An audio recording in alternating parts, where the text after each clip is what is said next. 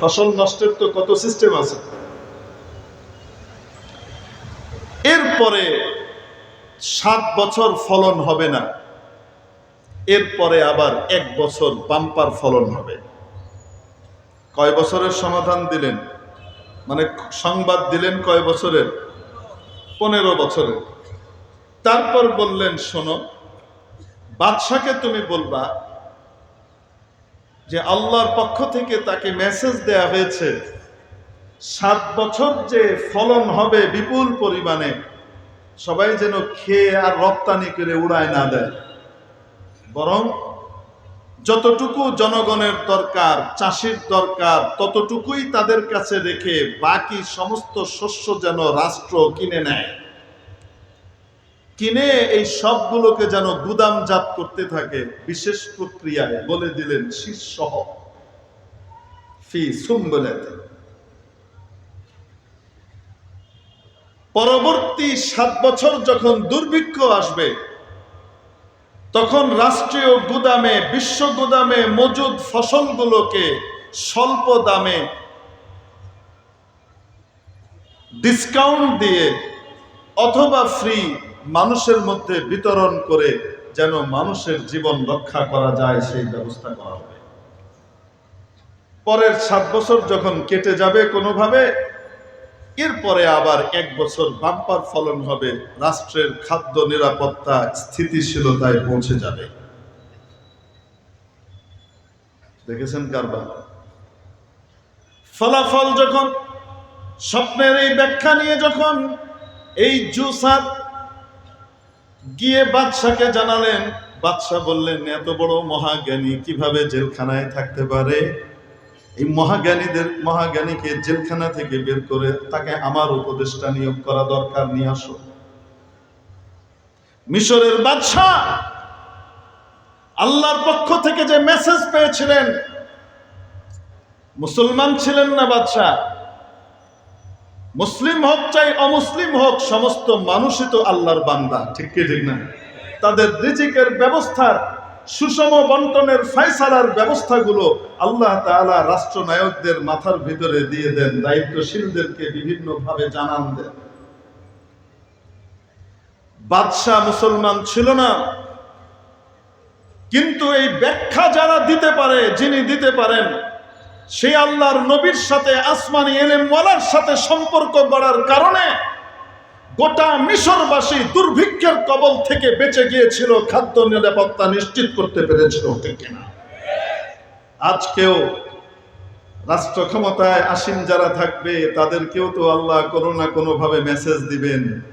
Message তো দেন, সেই message বুঝার ক্ষমতাও যদি না থাকে, আসমানি এলেমওয়ালাদের সাথে সম্পর্ক রাখলে আল্লাহর দেওয়া মেসেজ বুঝতে পারবে, জনতার কল্যাণে কাজ করতে পারবে। আর যদি আসমানি এলেমওয়ালাদেরকে জেলখানায় পুরে ওই 16 বছরের পলায়নকারীর মতো, তাহলে নিজেও যাবে, দেশকেও খাবে, ঠিক কি ঠিক না? তলাবিহীন ঝুড়ি বানিয়ে দেশটাকে ধ্বংস করে চলে গিয়েছে। ধ্বংস করে ওই পাশে যাওয়ার পরে এখন আবার ওখানে বসে শয়তানি করতেছে পরিপূর্ণ শেষ করবার জন্য। আল্লাহ হেদায়েত দান করুন, বলে না আমিন। এই জন্য রাষ্ট্র ক্ষমতায় যেই থাকেন না কেন, আপনাদেরকে বলে যায়, কল্যাণকামী হয়ে বলে যায়, আসমানি এলেমওয়ালাদের পরামর্শ নিয়ে যদি রাষ্ট্র পরিচালনা করেন, আজীবন থাকতে পারবেন, আজীবন মাথায় তুলে রাখবে জনতা। আর যদি আসমানি এলেমওয়ালাদেরকে, আলেম ওলামা, ইমাম, মুয়াজ্জিন, তৌহিদি জনতাকে বাইপাস করে ওই প্রথম অন্ধকার আর ওই প্রথম কালো জঘন্য কণ্ঠ সময় সময় আর 73, 74, 72, 71 এগুলোকে খুশি করে ব্রেক, স্বপ্ন ইত্যাদিকে মাথায় করে নিয়ে যদি চলতে চান, আগেকারটাও টিকে নাই, আপনিও টিকবেন না। মেরে মুহতারাম দোস্ত, বলছিলাম স্বপ্ন কার পক্ষ থেকে আসে মাঝে মাঝে? মিশরের বাদশা কি নবী ছিলেন? বলেন না কেন? কিন্তু সংশ্লিষ্ট ব্যক্তিকে আল্লাহ কি করেছেন? স্বপ্ন দেখিয়েছেন জনতার মুক্তির জন্য। তো বাদশাহ এই ঘটনাকে সামনে রাখেন। এবার আমরা যে ঘটনায় আসছি, মহাকবি ফেরদৌসিকে কেউ স্বপ্ন দেখলো ইন্তেকালের পরে। ফেরদৌসি, আল্লাহ আপনার সাথে কি আচরণ করেছেন? মাঝে মাঝে এরকম স্বপ্ন কিন্তু আমরা দেখি, মাইয়াতদেরকে দেখি কি দেখি না? যার দিল যত বেশি সাফ হয় সে তত বেশি দেখে। এটা একটা অদ্ভুত ব্যাপার। দিল সাফের সাথে সত্য স্বপ্নের একটা বিশাল সম্পর্ক আছে। কুটিল মানুষ স্বপ্ন কম দেয়, যাও দেহে ঝামেলার দেয়। বুঝেন নাই মনে হয়? আল্লাহু আকবার।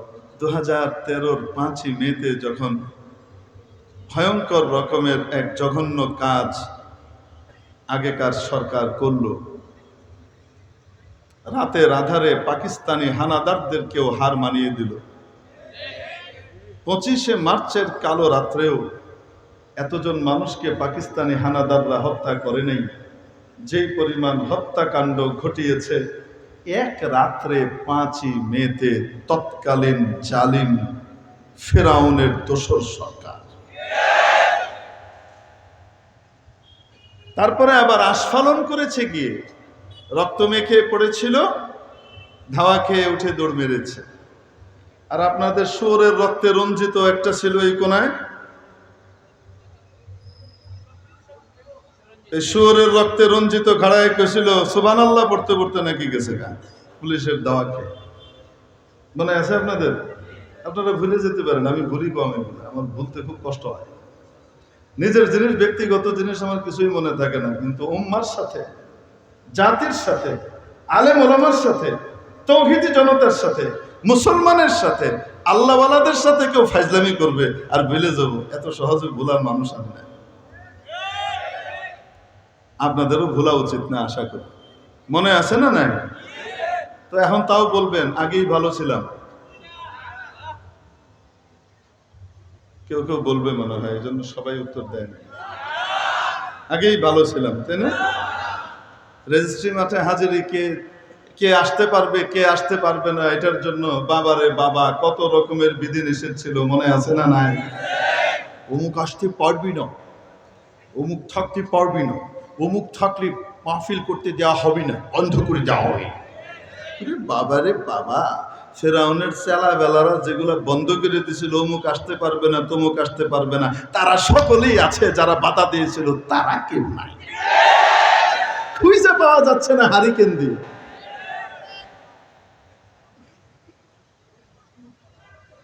আল্লাহ আল্লাহ আল্লাহ। তাহলে আগেই ভালো ছিলাম, আলহামদুলিল্লাহ, আগের চেয়ে এখন ভালো আছে, ঠিক কিনা? তবে যারা রাষ্ট্র ক্ষমতায় আছেন তাদেরকেও বলে দিই, এই ভালোটা ভালো থাকবে যদি ভালো মানুষদের পরামর্শে চলেন। দালাল টাইপের মানুষের খপ্পরে পড়ে গেলে কিন্তু ইহকালও শেষ, পরকালও শেষ। যাই হোক, আচ্ছা একটু জেনে নিন সময় কতক্ষণ, কথা তো আমাকে আমার জায়গায় আনতে হবে, বুঝাইতে হবে। আর কতক্ষণ? 7 মিনিট। ঠিক আছে, যাই হোক মেরে মুহতারাম দোস্ত,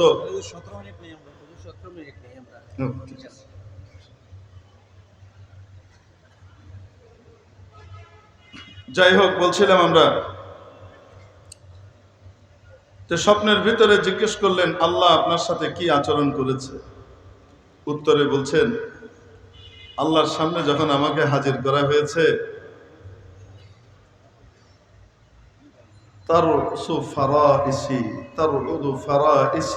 আমার বুক কাঁপছিল। আমি জানি আমি শেষ, কারণ আমি সারা জীবন সরকারি উচ্চ পর্যায়ের লোকজনের তাল মেরেই চলেছি, মিছা কথা তো আর কম করিনি। তো আমি তো শেষ। তা আমি বললাম, এ আল্লাহ, আপনার রহম ছাড়া কোনো উপায় নাই, আমি তো শেষ, আমার আমল দিয়ে বাঁচার কোনো উপায় নেই। আল্লাহ তাআলা বললেন, ফেরদৌসি, তোমার 2টো লাইন আমার কাছে সংরক্ষিত রয়েছে। ফেরদাউসী লাখের উপরে শের লিখেছে, কবিতা লিখেছে, লাখের উপরে বিশাল বিশাল কবিতা লিখেছে। তার মধ্যে মাত্র দুটো লাইনের কথা মাবুদ আমাকে বললেন, ফেরদাউসী তোমার দুটো লাইন আমার কাছে সংরক্ষিত আছে। এই দুটো লাইন যখন তুমি লিখেছিলে, শুধুই মাত্র আমার কৃতজ্ঞতায় বুঁদ হয়ে আমার প্রশংসা করে লিখেছিলে। কোনো বাহবা কুড়ানো উদ্দেশ্য ছিল না, কোনো পুরস্কার পাওয়া উদ্দেশ্য ছিল না, কাউকে দেখানো উদ্দেশ্য ছিল না। আমার কৃতজ্ঞতা আর শুকরে বুঁদ হয়ে তুমি লিখেছিলে। তোমার ওই দুটো শের আমার কাছে আমি রেখে দিয়েছি, দুটো লাইন রেখে দিয়েছি। আমার কাছে বড় ভালো লেগেছে তোমার এই দুটো লাইন। এই উসিলায় তোমার বাকিগুলো আমি মাফ করে দিলাম। সতায়েশ কুনম ইজাদে পাকেরা, সতায়েশ কুনম ইজাদে পাকেরা, কে গোয়া ববিনা কুনদ খাকেরা, বমোরে দেহদ মালশ না রাগে শের, বমোরে দেহদ মালশ না রাগে শের, কুনদ পুষ্যবর পেল জঙ্গে দলে। প্রশংসা করছি আমি সেই মহান সত্তা আল্লাহ, যিনি সামান্য মাটির দলাকে দেখার এবং বলার শক্তি দিয়ে দিলেন।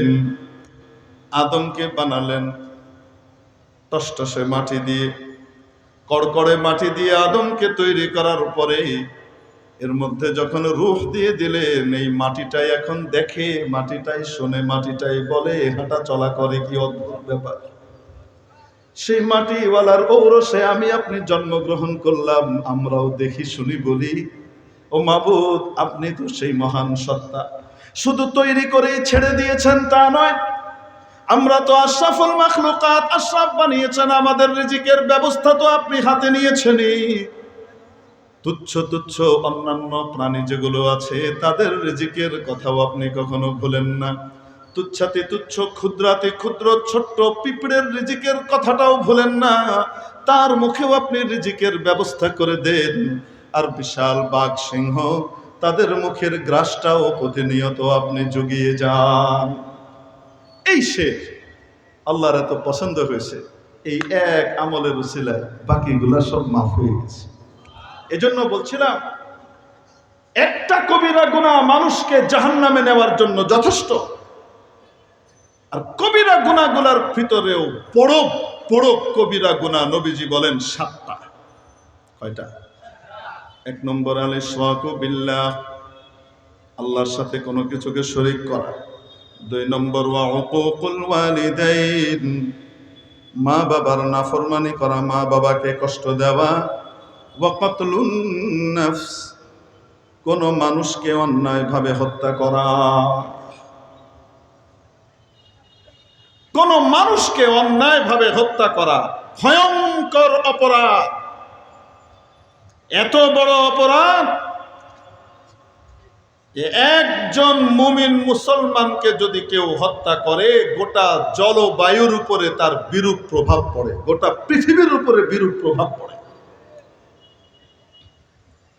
ওয়াতলু আলাইহিম নাবা ইবনাই আদম বিল হক ইয ক্বাররাবা কুরবানান ফাতুকুব্বিলা মিন আহাদিহিমা, একজনের কোরবানি কবুল করে নেওয়া হলো।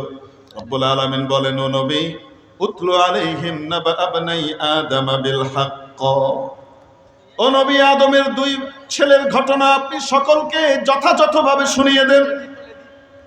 কে বলেন? আল্লাহ তাআলা বলেন, আদমের 2 ছেলের ঘটনা যথাযথভাবে কি করেন? শুনিয়ে দেন। ঘটনা কি ছিল? নারী নিয়ে ঝামেলা। পৃথিবীর সর্বপ্রথম কবিরা গুনাহ সংগঠিত হয়েছে নারী সংক্রান্ত বিষয় নিয়ে। ঘটনা কি ছিল? আদম আলাইহিস সালামের এক ছেলের জন্য আদম আলাইহিস সালাম বউ ঠিক করেছেন, আরেক ছেলের জন্য বউ ঠিক করেছেন আল্লাহর নিয়ম অনুযায়ী। কাবিল আর হাবিল, কাবিল ছিল বড়, হাবিল হলো, আসতে বলেন, ছোট। কিন্তু হাবিল ছিলেন নেককার, কাবিল ছিল গাড়তাড়া। আল্লাহ হাবিলের জন্য আদম আলাইহিস সালামের মাধ্যমে যে স্ত্রী ঠিক করেছেন, কাবিল কয় আমি হেরে বিয়ে করব। অথচ কাবিলের জন্য সে হালাল নয়। সে কি? বিস্তারিত ব্যাখ্যা দেওয়ার সময় নেই। শেষ পর্যন্ত আদম আলাইহিস সালাম যখন কাবিলকে বুঝাতে ব্যর্থ হলেন, এটা তোমার জন্য হারাম, এটা তুমি বিয়ে করতে পারো না, আকলিমারে তুমি বিয়ে করতে পারো না। আকলিমা না, আসলে শব্দ ইকলিমা, ইকলিম থেকে। ইকলিমাকে তুমি বিয়ে করতে পারো না, তোমার জন্য হারাম। সে কয় না, ওটা বেশি সুন্দর, ওটার এমপি। আপন বোনরে বিয়ে করা যায়? কেন? এ আপন বোনরে বিয়ে করবো। আপনি হাবিলরে বেশি ভালোবাসেন, এই জন্য আপনি ইকলিমারে ওর জন্য বরাদ্দ দিচ্ছেন, আর তুলনামূলক কম সুন্দরী যেটা সেটা আমারে দিচ্ছেন। আদম আলাইহিস সালামকে পাগল নাকি? আল্লাহর বিধানের বাইরে আমি যেতে পারি নাকি? তুমি কি বলো এগুলা? কয়গুলো আল্লাহ কয় না, এটি আপনার নিজের ব্যাপার। আদম আলাইহিস সালাম বললেন, তাহলে কিভাবে বিশ্বাস হবে যে আল্লাহ কইছে? কাবিল কয়, এক কাম করি, আমি আর হাবিল দুজন মিলে কোরবানি দিই। ওই জমানায় কি ছিল জানেন? যার কোরবানি কবুল হইতো, আসমান থেকে আগুন এসে তার কোরবানি লয়ে যেত। এই জমানায় যদি এটা থাকতো, উপায় ছিল না, কিন্তু খবর আছে, আল্লাহ বাঁচাই দিছে, কোন আলহামদুলিল্লাহ। তো যার কোরবানি কবুল হবে, বোঝা যাবে আল্লাহর মত তার সাথে আছে। যারটা কবুল হবে না, বোঝা যাবে আল্লাহর মত তার সাথে। হাবিল কাবিল কোরবানি দিছে, আসমান থেকে আগুন এসে কাঠটা নিয়ে গেছে, হাবিলেরটা, কাবিল মিয়ারটা লয়নি। কাবিলের মাথা খারাপ হয়ে গেছে। কাবিল কয়, লা আখতুলান্নাক, আমি তোরে মেরালবা, আমি তোমারে মারিলাইমু, কাতল করে দিই। লা আখতুলান্নাক, সিলোটি তর্জমা হইব কাতল করে দিই। আমি তোমারে কি করব? কাতল, মারিলাইম। কারণ আমার কি অপরাধ? আমি কি করছি? তোর কোরবানি কবুল হইল কেন? আরে আমারটা কোরবানি কবুল হয়েছে, এটা কি আমার দোষ? কইল কে লেগা তোরটা, এর লেগেই তোরে মারো, আমারটা কে লেগে হইল না। এ কয়, আরে আমি আল্লাহরে ভয় করছি, তুমিও আল্লাহরে ভয় করো, তাহলে আল্লাহ তোমারটাও নিবে, আল্লাহর কথা তুমি মানো, তোমারটাও আল্লাহ নিবে। কত কিছু বুঝে না। কাবিল হাবিল রে মেরে ফেলছে। এদিকে আদম আলাইহিস সালাম যখন দেখলেন দুই ছেলে সমাধানে চলে গেছে, কোরবানির মাধ্যমে তারা সমাধান করবে, আদম আলাইহিস সালাম গেছেন গা হজে। আদম আলাইহিস সালাম মক্কায়, আর এখানে হত্যাকাণ্ডের ঘটনা ঘটে। তাফসীরে মাযহারের ভিতরে আদম আলাইহিস সালামের দিকে নিসবত করে দুটো শের লেখা আছে। যখন কাবিল হাবিলকে হত্যা করে ফেলে, ওদিকে আদম আলাইহিস সালাম বলতেছেন, হায় রে, ব্যাপারটা কি? আকাশটা কেমন যেন মলিন মলিন লাগে, আগের মতো তেমন নির্মল নাই। ফল খাচ্ছেন আর বলছেন, ব্যাপারটা কি? ফলের স্বাদ কেন নষ্ট হয়ে গেল? ফলের স্বাদ কেন আগের মতো নাই? একজন ইমানদারের হত্যাকাণ্ড ঘটলে গোটা পৃথিবীর জলবায়ু এবং বস্তুর উপরে বিরূপ প্রভাব পড়ে।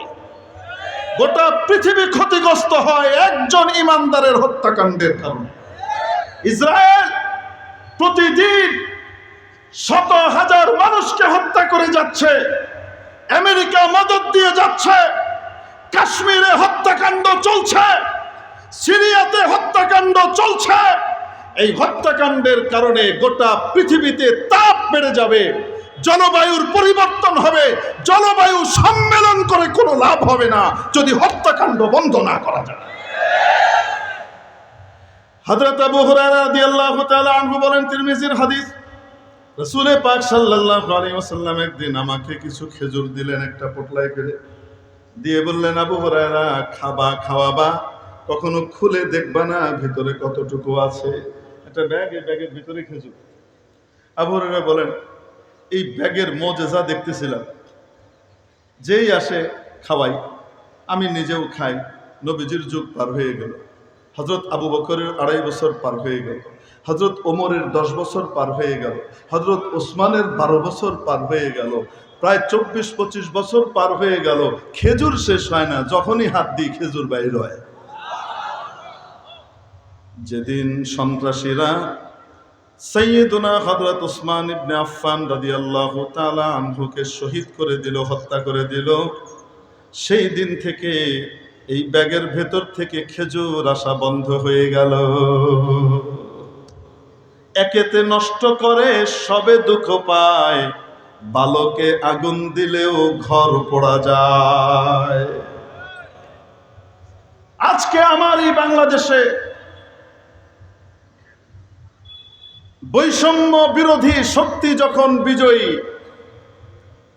বাংলার এই 24-এর নতুন স্বাধীনতা প্রাপ্তির পরে এক মুসলমানকে দিনে দুপুরে সত্য কথা বলার কারণে মুসলিমদের পক্ষে আইনজীবী হয়ে দাঁড়াবার অপরাধে, ইসলামের পক্ষ নেওয়ার কারণে দিনে দুপুরে আদালত চত্বরে কুপিয়ে জবাই করে হত্যা করা হয়েছে। গোটা বাংলার উপরে আযাব নামার অপেক্ষায় থাকো। যে বা যারা হত্যা করেছে তারা এই দেশের শত্রু, তারা এই জাতির শত্রু, তারা তাদের হিন্দু জাতিরও শত্রু। কারণ তাদের এই অন্যায়ের কারণে যে আযাব আসবে, যে দুর্ভিক্ষ আসবে, যে খাদ্য সংকট তৈরি হবে, সেটা আল্লাহর পক্ষ থেকে আযাব হিসেবে আসবে। ঠিক কি ঠিক না? আমি আপনাদেরকে একটা কথা জিজ্ঞেস করতে চাই, আমি কোনো রাগের মাথায় কোনো কথা বলবো না। এক বেটাকে গ্রেপ্তার করা হয়েছে দেশদ্রোহী কর্মকাণ্ডে জড়িত থাকা এবং শিশুদের সাথে অপকর্ম করার কারণে। মন্দিরের আশ্রমের ছোট্ট ছোট্ট শিশুদেরকে সে যৌন নির্যাতন করত এবং এই নির্যাতনের কারণে ইসকন কর্তৃপক্ষ তাকে তার পদ থেকে পদচ্যুত করেছে আরো বহু আগে। এই লোকটা খুব নীতিবান লোক, কি বলেন আপনারা? কিছু আর বললাম না, আপনারাই ফয়সালা করেন। এই লোককে গ্রেপ্তার করা হলো। নিরপরাধকে গ্রেপ্তার করা হয়েছে না অন্যায়কারীকে? একটা ধর্ষককে গ্রেপ্তার করা হয়েছে। ঠিক কি ঠিক না? এবং সে এখানে বসে দেশের বিরুদ্ধে বিভিন্ন অপকর্ম চালাচ্ছিল ইত্যাদি সমস্ত নথিপত্র গোয়েন্দাদের কাছে আসার পরে তাকে দেশদ্রোহী হিসেবেও তার গ্রেপ্তারি দেখানো। এখন এই লম্পটের পক্ষ নিয়ে যারা ময়দানে নামলো, আদালতকে চাপ দিয়ে তার মুক্তি চাইল, আদালতকে প্রভাবিত করতে চাইল, তারা আইনের শাসনে বিশ্বাসী? বলেন না কেন? যারা আদালতকে প্রভাবিত করে আদালতের রায়কে পরিবর্তন করতে চাচ্ছে, ন্যায় বিচারকে বাধাগ্রস্ত করতে চাচ্ছে, তারা আইনের শাসনের পক্ষে বলেন না বিপক্ষে? যারা আইনের শাসনের বিপক্ষে তারা কি সংবিধানের পক্ষে না সংবিধানের বিপক্ষে? যারা সংবিধানের বিরুদ্ধে, আইনের বিরুদ্ধে, তারা দেশের পক্ষের না দেশের বিরুদ্ধে বিপক্ষের? তারা কি দেশপ্রেমিক না দেশদ্রোহী? আসতে বলেন। এই দেশদ্রোহীদেরকে যারা সাপোর্ট করে, ইন্ধন দিয়ে সবকিছুর সমর্থন দেয়, সেই সংগঠন ইসকন দেশপ্রেমিক না দেশদ্রোহী? এই দেশদ্রোহী সংগঠনকে বয়কট করা দেশপ্রেমের পরিচয়। অতএব তাকে অবাঞ্ছিত করতে হবে, বাতিল করতে হবে, নিষিদ্ধ ঘোষণা করতে হবে। আমরা কোনো গায়ের জোরে বলছি না, দেশের আইনের দৃষ্টিভঙ্গিতেই বলছি। অতএব সরকারকে বলবো, একটা নিষিদ্ধ হবার মতো সংগঠন, সন্ত্রাসী সংগঠন, দেশবিরোধী সংগঠন, দেশবিরোধী তৎপরতায় সরাসরি জড়িত, ইন্ধন দেওয়ার প্রমাণ সহ উপস্থিত যাদের কাছে, যেই গোয়েন্দাদের কাছে যেই সংগঠনের ব্যাপারে সব কিছু পরিষ্কারভাবে প্রমাণিত, এই রকম একটা সংগঠনকে নিষিদ্ধ ঘোষণা করবার জন্য এই দল ওই দল অমুক তমুককে একটু জিজ্ঞেস করে নি, এই সমস্ত টাল বাহানা জনতা বোঝে, কোনো জিজ্ঞাসাবাদ নাই। এই সন্ত্রাসী দেশদ্রোহী সংগঠনকে অবিলম্বে রাষ্ট্রীয়ভাবে নিষিদ্ধ ঘোষণা করতে হবে। যারা করবে না প্রয়োজনে তাদেরকে উৎখাত করে দেওয়া হবে।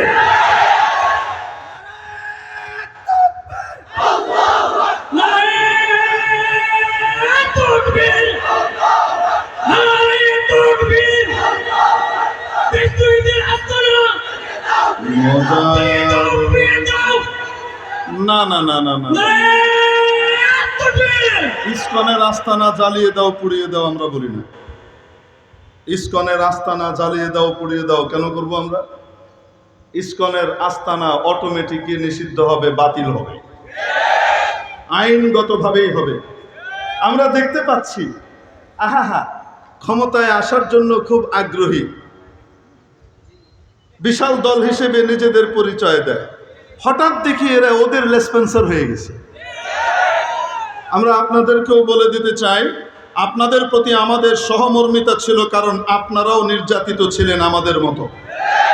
আপনাদের প্রতি আমাদের সহমর্মিতা এই জন্য ছিল যে আপনারাও আমাদের জন্য এই অগাস্ট এবং জুলাইয়ের বিপ্লবে অংশগ্রহণ করেছেন এবং রক্ত দেওয়ার জন্য চেষ্টা করেছেন, ঠিক কি ঠিক না?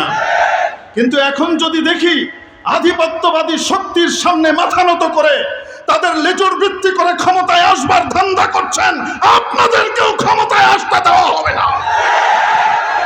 এদেশের ক্ষমতায় আসতে হলে আধিপত্যবাদী শক্তির বিরুদ্ধে চোখ লাগিয়ে জনতার কণ্ঠস্বরে কথা বলতে হবে। নাসরুম মিনাল্লাহ ওয়া ফাতহুন করিব ওয়া বাশশিরিল মুমিনিন। আসসালামু আলাইকুম ওয়া রাহমাতুল্লাহি ওয়া বারাকাতুহু।